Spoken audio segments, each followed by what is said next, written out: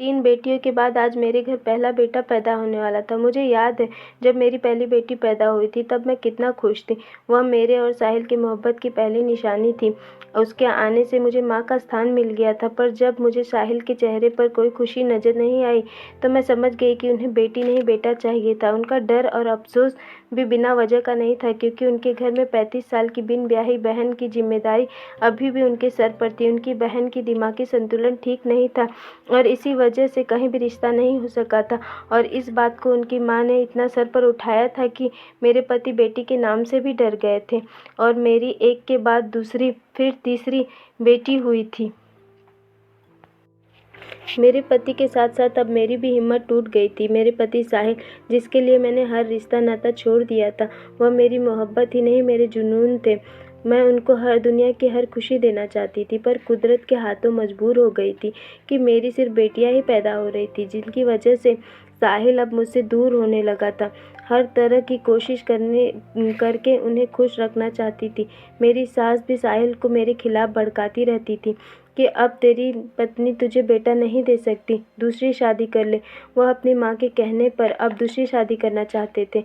उनकी माँ उनके लिए रिश्ता देख रही थी। जब मेरे यहाँ चौथी बार उम्मीद जगी, मैं फिर से साहिल के बच्चे की माँ बनने वाली थी और मैंने साहिल से कहा कि आप इस बच्चे के पैदाइश तक रुक जाइए। मुझे पूरा विश्वास है कि इस बार बेटा ही होगा। बेटे की उम्मीद पर वह काफ़ी खुश हो गया और मेरा ख्याल भी रखने लगा। समय का पहिया चलता रहा और इंतज़ार के दिन ख़त्म हो गए। मेरे प्रेगनेंसी के 9 महीने पूरे हो चुके थे।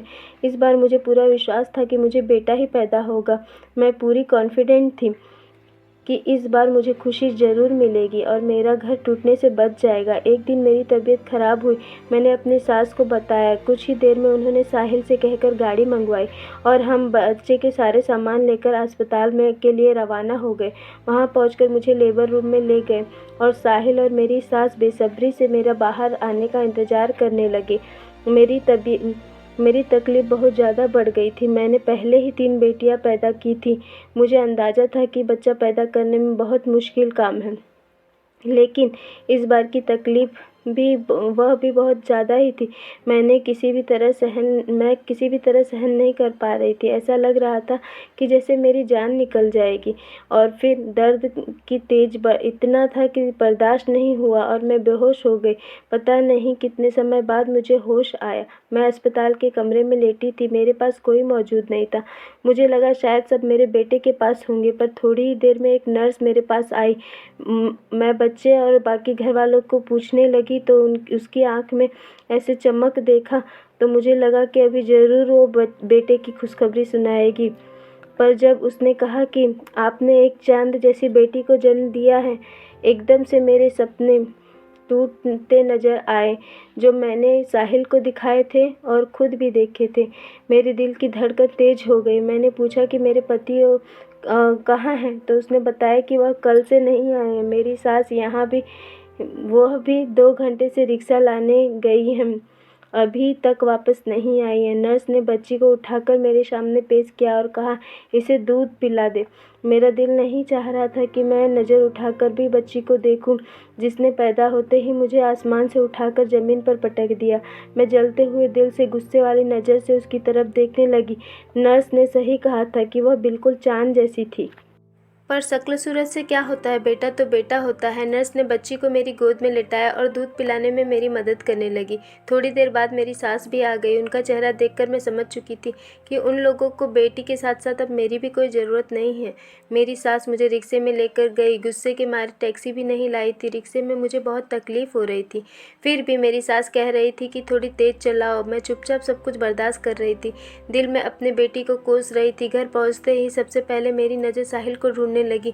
वह कमरे में ही मौजूद थे, पर सामने आना जरूर नहीं समझा। बच्ची को अपनी बड़ी बेटी को देकर खुद दीवार का सहारा लेते हुए मैं कमरे तक पहुंची, जहाँ मेरी बाकी बेटियां भी मौजूद थी। उन सब पर मुझे प्यार आया कि मैंने उन्हें 2 दिन से नहीं देखा, पर इस नन्ही से मुझे कोई लगाव नहीं था, जिसने मेरे सारे सपने तोड़ दिए थे। समय गुजरता रहा। साहिल अब मुझसे दूर दूर रहने लगे थे। मेरे पास बहुत कम आते थे। वह मुझसे नाराज़ थे, लेकिन मैं क्या करती। बेटी को जन्म देना या बेटे को जन्म देना मेरे हाथ में तो नहीं था। साहिल ना तो मुझसे ठीक से बात करते थे, और अब न ही कोई खर्चा देते थे। मेरा सब्र अब जवाब दे चुका था। मुझे और नहीं सहन नहीं हो रहा था। मैं अपने इतने प्यारे महबूब पति के लिए, जिसके लिए मैं कुछ भी कर सकती थी, मैं इसकी ये बेरुखी बर्दाश्त नहीं कर पा रही थी। मैं तो अपने पति के लिए कुछ भी कुर्बान कर सकती थी, और ये मनहूस बेटी तो वैसे भी मेरे आँखों का तिनका थी। मैंने अब धीरे धीरे उसे अपना दूध पिलाना ही बंद कर दिया। जब भूख की वजह से रोती तो एक बार फीडर पिला देती। उसका पेट भरता या नहीं इस बात से मुझे कोई परवाह नहीं थी। मैं उसे पर कोई ध्यान नहीं देती थी। मैं ज़्यादा देर तक उसको सुलाकर कमरे का दरवाज़ा बंद कर देती थी कि वो रोए तब भी बाहर आवाज़ ना आए, और सारे काम पूरे करने के बाद ही फिर मैं दरवाज़ा खोलती।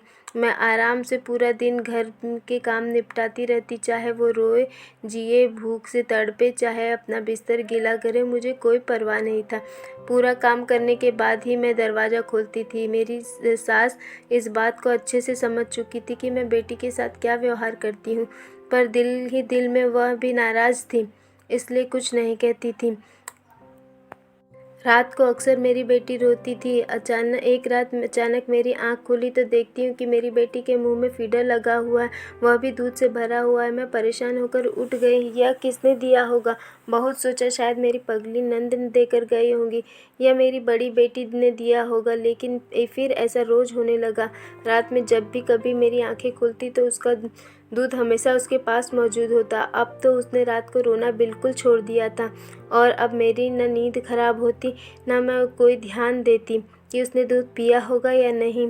एक बात अजीब थी, मेरी बेटी की सेहत दिन ब दिन बहुत अच्छी होती जा रही थी। वह दिन ब दिन मोटी गोल मटोल होने लगी थी। इसकी मोटी होने की वजह से वह बहुत ही प्यारी दिखने लगी थी।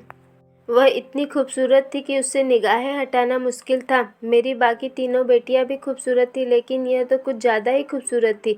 मेरी बेटियों ने इसका नाम चांदनी रख दिया था। वह भी तो चांद की तरह, चांदनी की तरह उजली और सफ़ेद। इतनी खूबसूरत बच्चा मैंने आज तक ज़िंदगी में नहीं देखा था, लेकिन उसकी इतनी खूबसूरती, उसका इतना मासूम चेहरा देखकर भी मुझे उस पर ऊपर प्यार नहीं आता था। मुझे उससे नफ़रत महसूस होती थी। वह मुझे मनहूस लगती थी। अगर वह इस दुनिया में ना आती तो उसकी वजह मेरा बेटा आया होता, और मेरे घर में आज कितनी खुशियाँ होती। मेरा पति मुझसे कितना प्यार करता और मुझसे कितना खुश रहता, लेकिन सिर्फ़ और सिर्फ उसकी वजह से मेरी और साहिल के बीच दूरियां आ गई थी। अब वह थोड़ा थोड़ा बोलने लगी थी। उसकी आवाज़ सुनकर उसकी पगली बुआ और बहन कभी बात करने चली जाती, पर मैं उसे कमरे से बाहर कभी नहीं लाती।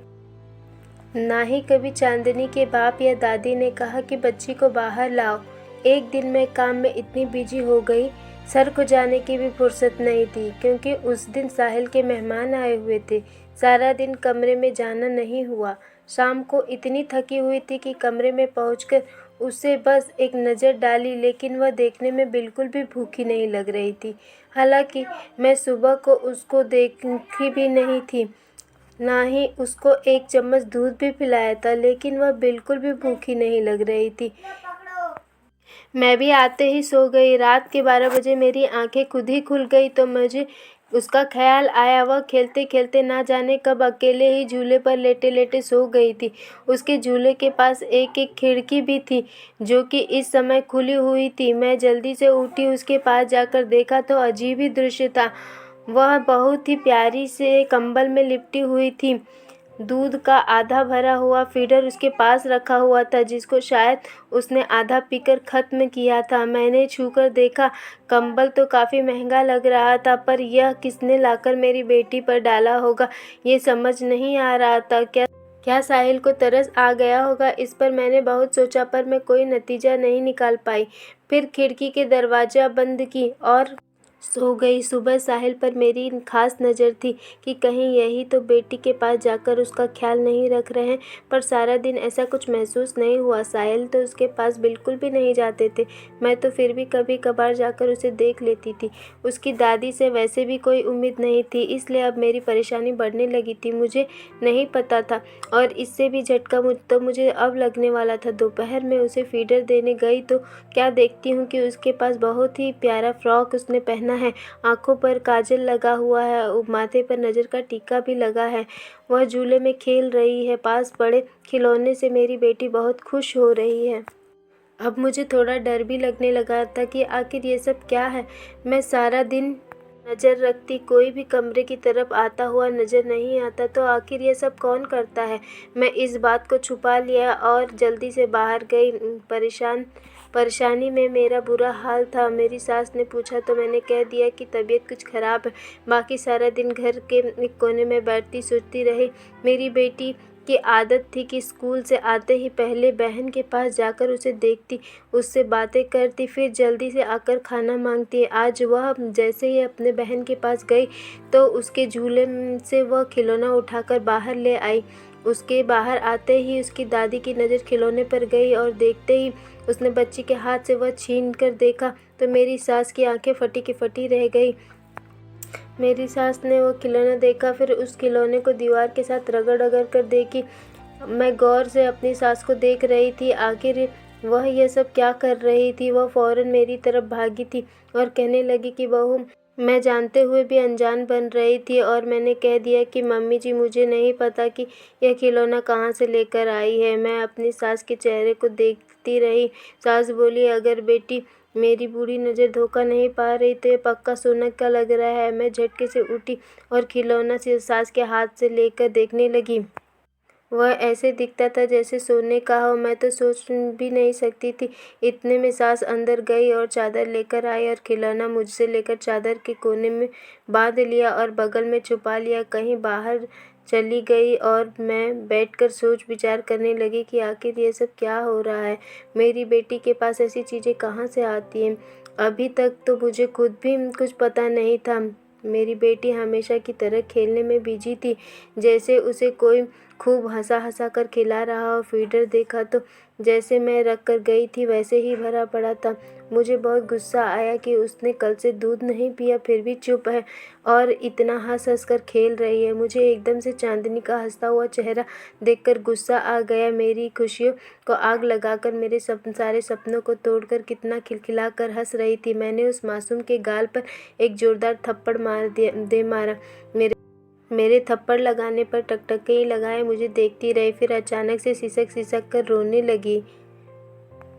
उसके रोने की मुझे कोई परवाह नहीं थी। उसे रोता हुआ छोड़कर मैं बाहर आई। इतने में मेरी सास बाहर से आई थी और मुझे बताया कि गली में जो सुनार की दुकान है वहाँ से खिलौने का एक घुंघरू दिखा कर आई हूँ। यह तो प्योर सोने का है। हमारे तो वारे न्यारे हो गए।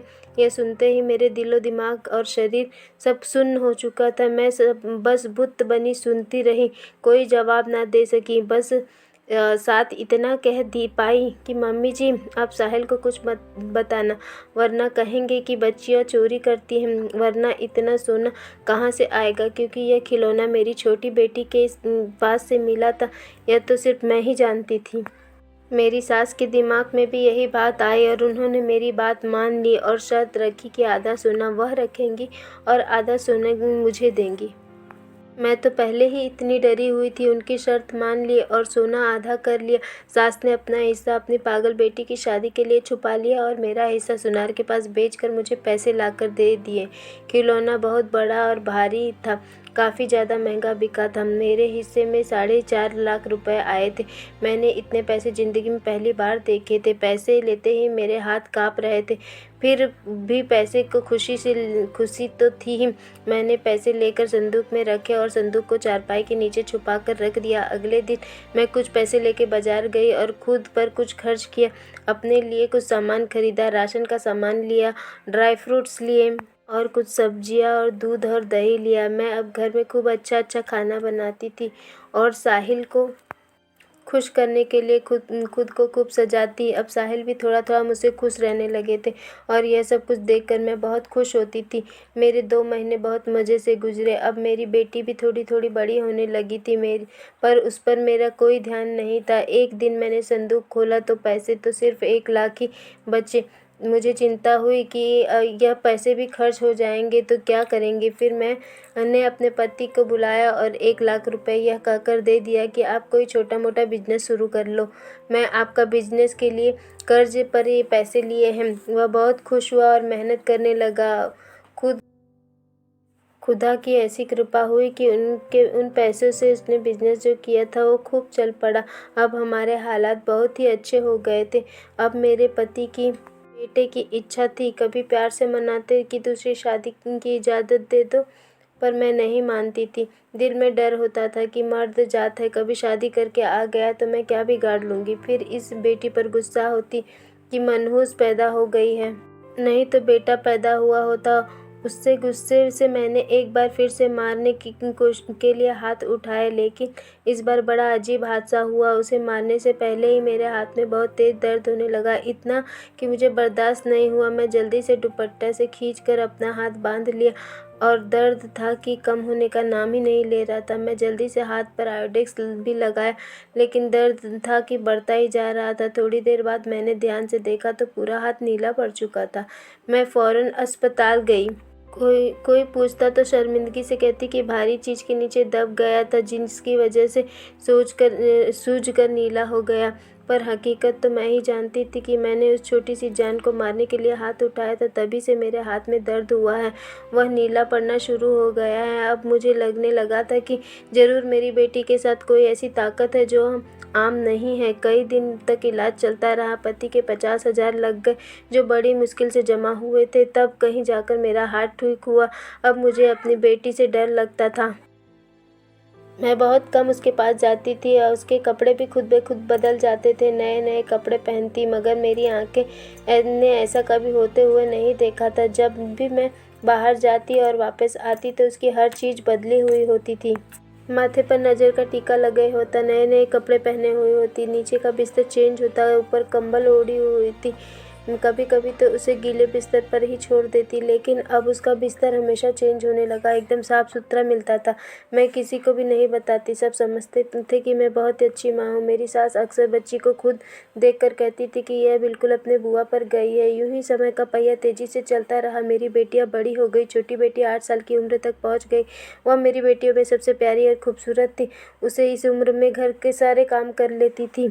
आज भी वो मेरी दिल में अपनी जगह नहीं बना सकी थी। अभी भी मुझे बेटे की कमी महसूस होती थी।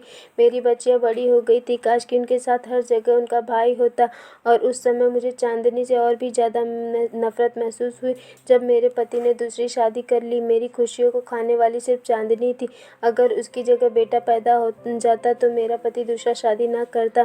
साहिल की मोहब्बत शादी की थी, मेरी मोहब्बत मुझसे छिन गई। मेरी सौतन के 2 बेटे हो गए, उसके साथ पति भी उसका होकर रह गया। मेरी मोहब्बत की शादी थी और मैं अपनी मोहब्बत से दूर हो गई थी, जिसकी वजह से मेरी बेटी ही थी। देखते देखते अब वह 16 साल की हो गई थी। पूरा घर उसने अपने जिम्मे कर रखा था। हर काम बहुत ही अच्छे से कर लेती थी, पलक झपकते ही सारा काम कर देती थी। पता नहीं उसके हाथों में क्या जादू था। थोड़ी सी सब्जी बनाती, लेकिन पूरे घर का पेट भर जाता था। ऐसी स्वादिष्ट सब्जी बनाती कि खाने वाला उंगलियां चाटता रह जाता। परिंदे और जानवरों तक का ख्याल रखती थी। छत पर खाना पानी डालने जाती थी तो कई घंटों तक वहीं रहती, जानवरों और चिड़ियों से बातें करती रहती। सारा दिन हंसती रहती। बहनों से भी बहुत प्यार करती थी। मेरी बाकी की तीनों बेटियां अच्छी पढ़ाई करने के लिए दूसरे शहर चली गई, पर मैंने अपनी छोटी बेटी को कभी स्कूल नहीं भेजा। अब उसे अपने पास रख लिया था। वह मेरी सेवा करती थी, मेरी और अपनी दादी की भी। अपने पागल बुआ को अपने हाथों से खिलाती थी, उसको नहलाती थी, उसे बहुत खुश रखती थी। मेरी उससे नफ़रत की इंतहा उस दिन ना रही जब एक रात में अचानक किसी काम से मैं बाहर निकली तो वह एक लड़के से बातें करने में बिजी थी। दोनों बहुत हंस हंस कर बात कर रहे थे। वह मर्द बहुत लंबा चौड़ा था और बहुत ही स्मार्ट, इतना सुंदर था, ऐसा लग रहा था कि जैसे अभी आसमान से उतरा हुआ कोई शहजादा हो। उसे लड़के ने चांदनी का हाथ पकड़ रखा था और वह चांदनी से कुछ कह रहा था। फिर देखते ही देखते उसने चांदनी को गले से लगा लिया। चांदनी भी उसकी बाहों में चली गई। यह सब कुछ देखकर मैं गुस्से के मारे थर-थर काँप रही थी। अब उस लड़के की नज़र भी मुझ पर पड़ चुकी थी। उसने मुझे कुछ ऐसे भाव से देखा कि मुझे उसे देखने से बहुत डर महसूस हुआ। मेरी तो आवाज़ ही नहीं निकल रही थी। मैं जल्दी से उल्टे पाँव वापस अपने कमरे में आ गई। पूरी रात मैं बुखार से तपती रही। यह सिर्फ उस पर नज़र पड़ने का असर था। अगले दिन तबीयत कुछ ठीक लगी तो मैंने उससे पूछा कि वह लड़का कौन था, पर वह बताने के लिए कुछ राज़ी नहीं थी। लेकिन मेरे बहुत ज़ोर देने पर उसने बताया और उसने जो कुछ भी बताया वह मेरे होश उड़ाने के लिए काफ़ी थे। चांदनी ने बताया कि वह एक जिन है। वह कहता है कि मेरी माँ ने तुम्हें पाला है, और उसने बताया कि जब मैं पैदा हुई तब उसकी महबूबा की आखिरी सांसें चल रही थी। उसकी महबूबा को किसी फ़कीर ने अपने जादू से जलाकर मार दिया था। उस जिन को बहुत गुस्सा आया और वो फ़कीर को मारने वाला था। जब फ़कीर को लगा कि अब यह जिन मुझे मार डालेगा, तो उस फ़कीर ने कहा कि मेरी जान बख्श दो, मैं तुम्हें एक बहुत ज़रूरी बात बताऊंगा। तब इस आदमी ने उस फ़कीर को छोड़ दिया, और फ़कीर ने बताया कि तुम्हारी महबूबा की आखिरी सांस जब निकलेगी तब तुम उस सांस को अपने मुंह में भर लेना। मुंह से मुंह लगाकर वह सांस अपने अंदर भर लो, और जो इंसानी बच्चा इस दुनिया में पैदा हो उसकी पहली सांस लेने के पहले उस बच्चे के मुंह में डालकर वह सांस फूंक देना, तो तुम्हारी महबूबा की जान और शक्ल उस बच्चे में चली जाएगी, और तुम्हारी महबूबा फिर से मिल जाएगी। और फिर उस जिन ने ऐसा ही किया। उसने अपनी महबूबा की निकलती हुई आखिरी सांस अपने मुंह में भर ली, और इस समय मैं पैदा हुई तो उसने वह सांस मेरे मुंह में फूंक दिया। मैं लड़का पैदा हुआ था, मगर उस जिन के अमल से मैं लड़की बन गई। अब मुझे मोहब्बत करता है और मैं भी उसे मोहब्बत करती हूँ। यह सुनते ही मेरे जख्मों पर जैसे नमक पड़ गया हो। मेरा बेटा उस जिन ने मुझसे छीन लिया था, तो मैंने भी सोचा कि मैं अपने सारे दुखों का बदला उससे लूँगी, उसकी मोहब्बत को छीन लूँगी, उसको मैं खुश नहीं रहने दूँगी। जिस तरह उसने मेरी खुशियाँ छीन ली, मैंने भी अपने पति से कह दिया कि अब मैं इसकी जिम्मेदारी और नहीं उठा सकती, इसकी शादी करना चाहती हूँ। मेरा पति बहुत हैरान हो गया। उसने कहने लगा कि अभी तो बहुत छोटी है, इससे पहले बड़ी 3 बेटियाँ हैं, उनकी शादी करेंगे, बाद में इसकी शादी करेंगे। पर मैंने साफ साफ कह दिया कि मुझे इसके किरदार पर शक है, मैं इसे नहीं संभाल सकती। इन बातों के दौरान मेरी बेटी बहुत दुखी नज़र आ रही थी। वह बहुत ही उदास नज़रों से मेरी तरफ देख रही थी, पर मेरे अंदर बदले की आग लगी हुई थी। मेरा पति चला गया तो वह मेरे पास आई और मेरे हाथ जोड़कर कहने लगी कि अम्मा, तू ऐसा कैसे कर सकती है? तुझे तो मैंने सबसे पहले बताया था, क्योंकि तू मेरी माँ है, और मुझे तुझ पर विश्वास था कि तू मेरा साथ देगी। लेकिन तुम मेरे साथ ये सब क्यों कर रही हो? क्यों मुझे मेरे प्यार से दूर कर रही हो? मैं उसके बिना मर जाऊंगी। मैं उससे बहुत प्यार करती हूँ, वह भी मेरे बिना तड़पता रह जाएगा। उसने मुझे पाने के लिए बहुत लंबा इंतज़ार किया है। फिर भी मैं मुस्कुराई और उसे साफ साफ कह दिया, तेरे इस आशिक की यह इच्छा मैं पूरी नहीं होने दूंगी। तू मेरी बेटी है और तेरा फैसला मैं ही करूँगी। वह चुप हो गई और खामोशी से मेरी तरफ देखती रही। मैंने उसे नज़रों के सामने ही जाने के लिए कहा तो चांदनी कहने लगी, माँ, ये सब ऐशो आराम, पापा का चलता कारोबार, बहनों की अच्छी पढ़ाई, यह सब उसकी बदौलत है। इसमें आप लोगों का कोई रोल नहीं है। अपने पहले वाले हालात याद करो, आप बहुत पछताओगे, क्योंकि वह मुझे यहाँ दुखी नहीं रहने देगा, और वह गया तो सारे सुख भी आपसे छिन जाएंगे, सारे सुख चले जाएंगे, और फिर आप पहले जैसे गरीब की ज़िंदगी जियोगे। मैं चाहती हूँ कि आप हकीकत सच्चाई को मान लें, और मैं उसके साथ ज़िंदगी भर आपकी सेवा में गुजार दूँगी। मैंने कहा, कभी नहीं। वह अपने मकसद में कामयाब कैसे हो सकता है? उसने मुझसे मेरा बेटा छीना है, मेरा पति मुझसे दूर किया है। उसने कहा कि आपकी ऐसे करने से वह कुछ भी कर सकता है, वह मुझे किसी और दुनिया में ले जाएगा। मैं उसकी बात नहीं मानी, तो मैंने उसकी बात नहीं मानी और जल्दी उसकी शादी के लिए रिश्ते देखने लगी, और उसका रिश्ता तय होने वाला था। जिस दिन उसके बाप के ने कहा कि आज रिश्तेदार आए हैं, मैंने जल्दी से सारा काम कर लिया और उसे तैयार होने के लिए कहा। वह रोती बिलखती रही, पर मैंने चांदनी की एक न मानी। आखिर मजबूर होकर उसने मेरा दिया हुआ जोड़ा पहनने के लिए वह कमरे में गई। काफ़ी देर हो चुकी थी, वह बाहर नहीं आई। मैंने दरवाज़ा बजाया तो दरवाज़ा भी नहीं खुला। मुझे चांदनी का एहसास हुआ। एक चांदनी ही थी जो मेरी सेवा करती थी, मुझे दिल से प्यार करती थी। आज जब वह नहीं है तो मुझे उसका एहसास हो रहा है। मैंने उसे मासूम के साथ बचपन से ही बहुत गलत किया था, और मैं आज बिल्कुल अकेली हो गई थी। कोई मेरा साथ देने वाला नहीं था। मेरी तीनों बेटियों ने अपनी पसंद से शादियाँ कर ली थी। मेरे पति अपनी दूसरी पत्नी के साथ खुश थे, और मेरी सासू माँ इस दुनिया से जा चुकी थी। मैं घर में तन्हा अकेली पड़ी रही हूँ और अपने पापों पर पछताती रहती हूँ। मेरे खुदा ने मुझे मेरे पापों की बड़ी सज़ा दी है। मुझे कोई एक चम्मच पानी पिलाने वाला भी नहीं बचा है। आज मैं बहुत रोती हूँ और दुआ करती हूँ कि मेरी बेटी वापस आ जाए। उसका कोई पता नहीं है। खुदा के लिए आप भी मेरी बेटी के लिए दुआ करें कि वह जहाँ भी हो वापस आ जाए। वह जैसा भी कहेगी वैसा ही करूँगी, पर खुदा के लिए वह वापस आ जाए, क्योंकि इस घर में सारी रौनक उसी से